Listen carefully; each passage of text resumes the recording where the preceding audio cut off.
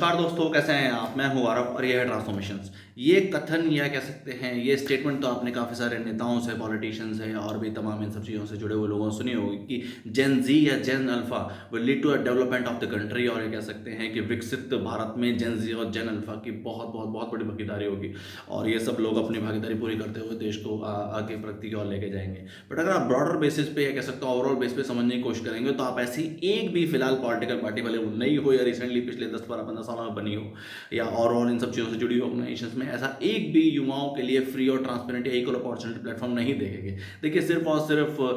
Stadium में या overall भाषणों में या पॉलिटिकल इस तरीके की रैलीज में सिर्फ और सिर्फ ये कह देना कि जो नया युवा है वही देश का फ्यूचर है, वही देश का या जेन ज़ी या जेन अल्फा जो है वो देश की प्रगति में बहुत बड़ा योगदान देगा और ओवरऑल जितने भी चेंजेस हैं उन सबको करके लेके आएगा। बट वहीं अगर हम ऑन ग्राउंड देखते हो तो ऐसी कोई भी अपॉर्चुनिटी किसको मिल नहीं पाती, किसी के लिए कोई भी ऐसा इक्वल अपॉर्चुनिटी प्लेटफॉर्म नहीं है और ना ही किसी को इक्वल ट्रांसपेरेंट अपॉर्चुनिटी मिल पाती है। अगर आप इसका एग्जाम्पल लेना चाहेंगे तो आप अपने आसपास भी देख सकते हैं कि पिछले 10-12-15 सालों में आपने ऐसा कितने युवा देखा जिनको पॉलिटिकल पार्टी ने अपना उम्मीदवार बनाया या उनको एज ए पॉलिटिकल ट्रेनिंग या उन सब चीज़ों के साथ जोड़ा या उन सब ये इस तरीके से विशेष सर्कल चलता ही रहता है कि सत्ता से पैसा, पैसे से सत्ता। और जितने भी जो युवा भी इस समय सिस्टम में आए हैं या पॉलिटिकल एज वेल इलेक्ट्रोल ताने वाने का हिस्सा बने हैं वो वही सब लोग हैं जिनके फादर, फोर फादर, ग्रैंडफादर या आसपास के जुड़े हुए लोग पहले से ही पॉलिटिक्स में थे या पॉलिटिकल सिस्टम में थे। किसी भी नए युवा को एज इक्वल अपॉर्चुनिटी कहीं नहीं मिली। उसके विजन पे, उसकी विचारधारा पे, उसके पर्सपेक्टिव के पे, उसका क्या मिशन है, वो किस तरीके का चेंज ला सकता है। और ये उस देश का हाल है जिसकी ओवरऑल 146 करोड़ की जो पॉपुलेशन है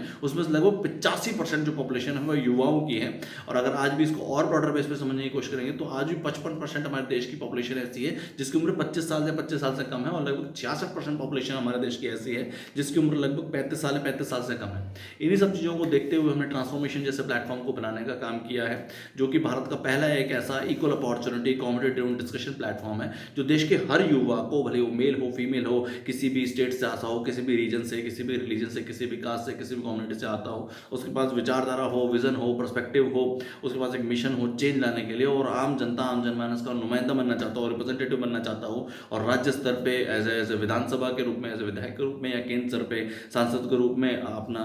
नॉमिनेशन करके उसके बाद आम जनता, आम जनमानस के विकास के लिए, उनकी भलाई के लिए, रोजमर्रा के कामों को बेहतर बनाने के लिए सिस्टम का हिस्सा बनना चाहता हो तो वो इस फ्री ऑफ कॉस्ट प्लेटफॉर्म से जुड़ सकता है जो कि एक हर युवा के लिए फ्री ऑफ कॉस्ट भी है, ट्रांसपेरेंट है और अपने विचार, अपनी विचारधारा किस तरीके से वो चेंज लाएगा अगर उस सिस्टम में आने की एक तरीके से अपॉर्चुनिटी मिले या उसको लोग अपना उम्मीदवार चुने तो किस तरीके से चेंज ला सकता है लोगों की, आम जनता, आम जनमानस की जिंदगियों में। जय हिंद, जय भारत।